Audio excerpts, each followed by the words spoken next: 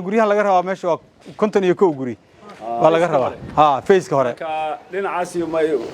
dhinacan oo dhan waxay noqonayaan xagga wadada ahi waa businesskii iyo iskuulaadkii halkan waxaan ka sameeynaa masaajidkii meesha balgeetiga yaallo xaafadan sida casriga ah loo dhisayo laguna magacaabo guryo samo ayaa laga dhisayaa duleedka waqooyi ee magaalada Garowe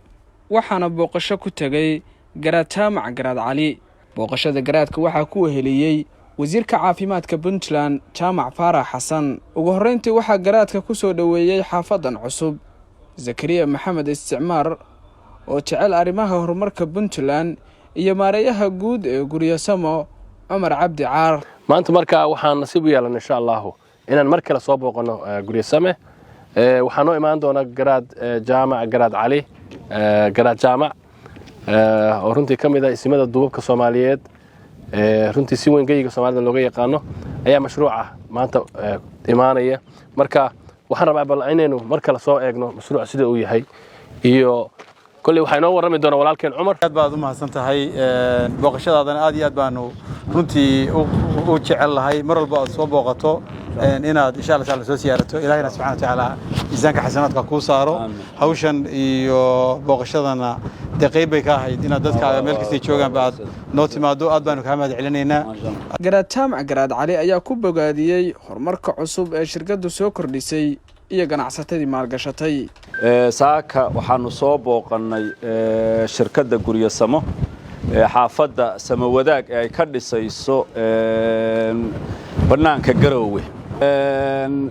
aad iyo aad u qurxan guryo aad iyo aad high level ah aad moodo guryihii Dubai dhinaceeda qaaliga ah ka dhisnaa xitaa Yurub iyo North America kama dhisna aad baan ugu bognay ilaahay haduu ku roon yahay haday tahay baaxadda iyo haday tahay dhismaha iyo qaabka loo dhisay iyo haday tahay firaaqa iyo haday tahay weynida ma sha Allah Allah barakeeyo shirkadda iyo xaafadanba Allah barakeeyo inta gacanta ku haysa iyo inta maal gashatayna intay gasteen in ka badan 10 jeer Allah uga soo saaro Allah barakeeyo insha Allah taala maalgeyga halkan la galiyay waana soo dhaweynaynaa dadku dalka hal maal gasto dalka hal maal gasto waxa dalkaaga galisa lama huraan waa caws jiilal xaafadda guryo sama ayaa ka kooban ku dhawaad 60 guri oo hab casri ah loo dhisayo loona dhameystiray baahiyaha asaasiga Cabdiraxmaan Xayeer wararka telefishinka Sahal Cable Garowe moogta macmil in akoonka Sayfin akoon oo kamid ah akoomada Salaam Bank aad dhigan karto lacagaha adigoo jooga gurigaaga goobtaada shaqada iyo meel kastaba waxaadna ku dhigan kartaa adigoo maraya habkan fudud fadlan garaac xidig 886 xidig akoonkaaga bangiga xidig lacagta 4 gees Sayfin akoon waa koonto dhigaal ah oo macmiilku ku keedsan karo lacagihiisa si fudud waxaadna kala bixi kartaa adigoo taga xarumaha bangiga oo kaliya ku keedso lacagahaaga koontada dhigaal ee bangiga Salaam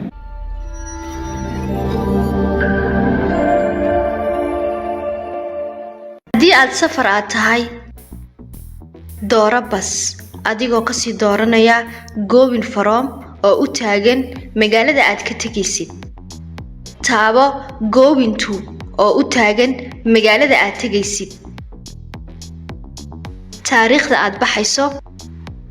dooro shirkadda aad ku safraysid ka sii dooro kursiga aad jeceshahay inaad ku safarto geli magacaaga oo saddexan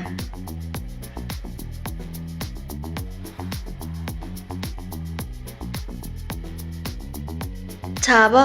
lacag bixinta sug inta uu kugu soo taagayo lacagta tigidhkaaga